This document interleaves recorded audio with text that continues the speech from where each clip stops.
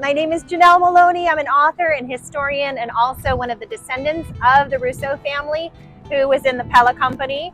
And with me on this journey today, our tour guide is Mr. Nicholas Cataldo, president of the San Bernardino Historical Society. Well, welcome to the Cajon Pass. We're going to be exploring the route, or part of the route, where the Rousseau family came through in 1864. We're so glad that we're able to share this adventure with you today. Thanks for coming along with us. So Nick, where are we going today? Oh, we're going to, well, on the freeway, we're going to exit Oak Hill Road, and we're going to look at a couple portions of the route where the Rousseau family came through. The Rousseaux and the Earps and the Curtises and Hamiltons. And the Hamiltons, all four. Yeah. Right. And basically, the route they took was known as the Old Spanish Trail. Back in the 1830s and 40s, it was a pack mule. Well, wasn't the Spanish Trail kind of like it had different branches? Like it started to branch out. There wasn't an official single route when it got to the end, right? That's true. Oh yeah, absolutely. In fact, yeah, depending on the weather conditions, it would branch out a bit. And it was that way in Utah. It started from Abiquiu in Santa Fe, New Mexico. So, Abiquiu, little town. And once the Old Spanish Trail came this way, that route changed also. Mm-hmm. Initially, it followed the water sources, the Mojave River, most of the way. And the way trails start out, you're going to take the path of least resistance.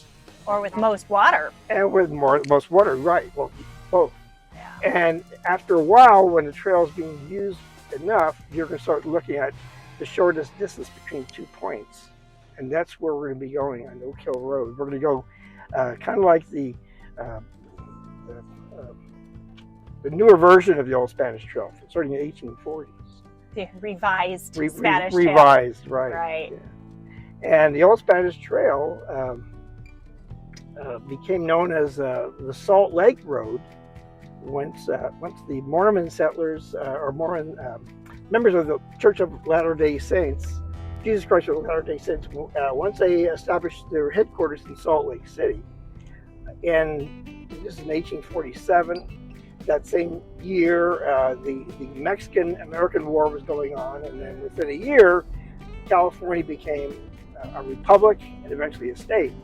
And that's when you start getting a mass immigration from the rest of the country. When did you start researching all this? I mean, you seem to know every answer to every question I come up with. Well, I do my best. When I was a little boy, I used to watch Westerns on TV with my grandfather. Yeah. And this is in New Jersey. And in the early 60s, there were shows like Wagon Train, Have Gun Will Travel, there's Maverick, and there's also a couple shows that were loosely based on fact. One of them was The Life and Legend of Wyatt Earp. I always like that name, Wyatt Earp, and Bat Masterson.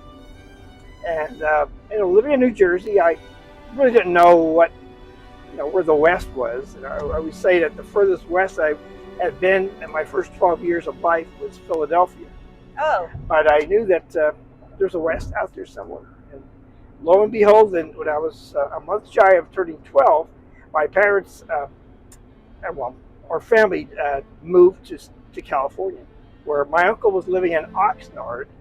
Eventually he moved to San Bernardino, and we didn't know one place from another, so we just moved to San Bernardino. And then I found out that this was part of the real West, and also one of those people I heard about with Wyatt Earp, that fascination. Yeah, history come to life.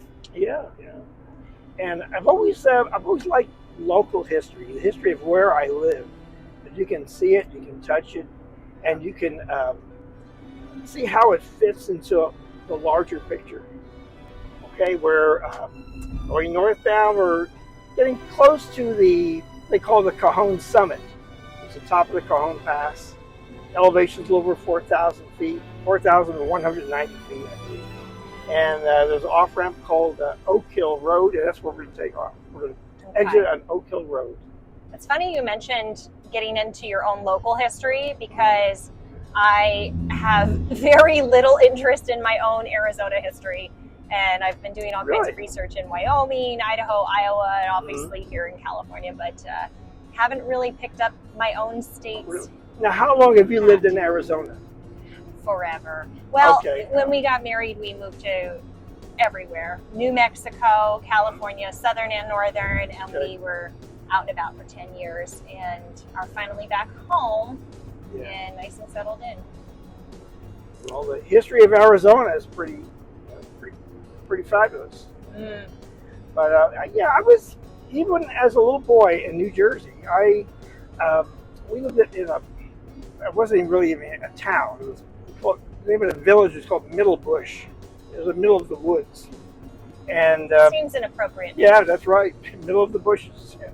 And to this day, I probably know more about Middle Bush than a lot of people that live in Middle Bush.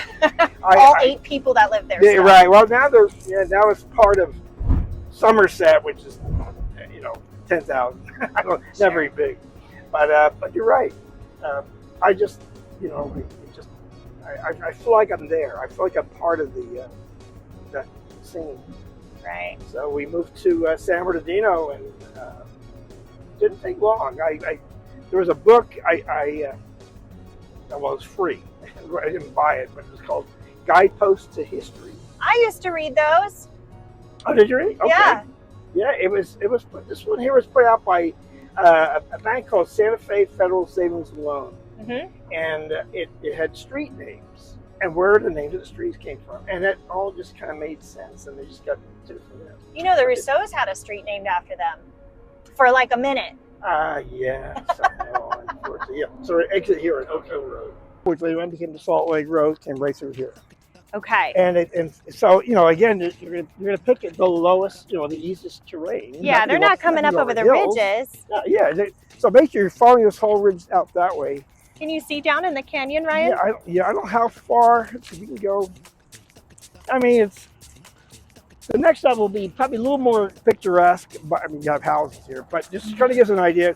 If you just follow this little valley or canyon, as it meanders around. Out that way is a place that Sarah Jane Rousseau mentioned called Point of Rocks. Ooh. In Hellendale. So Point you're going of out there in Hellendale, and there's now called Oro Grande is right next to it. Now, I don't have the diary memorized, but that would be November, Armagosa River, Sandon Hill. Probably around the 17th, 16th, or like a little later. One of the last. Oh, way towards the end. So we're working our way backwards, right? Right. She must have about Nicholson's Ranch. There's the Prussian, Jacob. Okay. Nicholson's Ranch. Yeah, that's it. So it's Point of Rocks. That way. I mean, you can't see it, obviously, but basically you're just going to follow this terrain and just going to follow the valley. Well, that sounds like a good place to stop. And if they're coming through so much and being through so much, she's funny here. She talks about December 16, getting to Nicholson's Ranch. The old woman got drunk on whiskey. Yeah. It's called Point of Rocks, a desolate-looking place. Geez Louise, you have to be that drunk to be memorialized forever as that woman. I know. Oh, I know.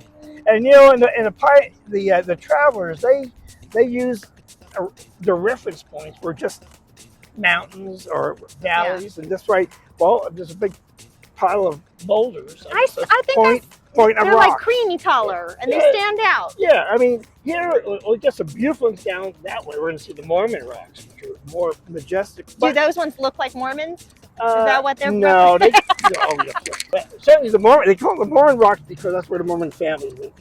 Like they went from West. That was their point to look for. Yeah. Got it. Well, actually, they didn't call that either. They probably just call it rocks. But Point of Rocks, that. All right. And you keep going far enough, eventually get to Amargosa, which you mentioned. Right. But that's way out there. Okay. So essentially the route that the Rousseaus and Earps, Hamiltons and Curtis went through, they came through this valley right here.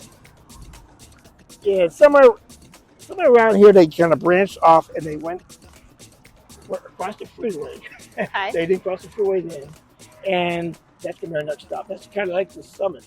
Okay. So, kind of interesting thing is something I think about is as these people are coming up, they call this, the locals call it the Victorville fan. Okay. And it's like a Louisville fan, Right. in a way, and it's kind of making a gradual incline. And I had a geologist give a little tour one time. He mentioned that once you get to that point, you think you're going to keep going, and all of a sudden you go down. And that's where we're going to be going to be our next stop. Okay. I wonder the shock that they may have had when they saw this Cajon Pass. It would have just opened up. Opened up, Yeah. and it's just it's really, And yet still miles to go to, oh yeah, to get to town.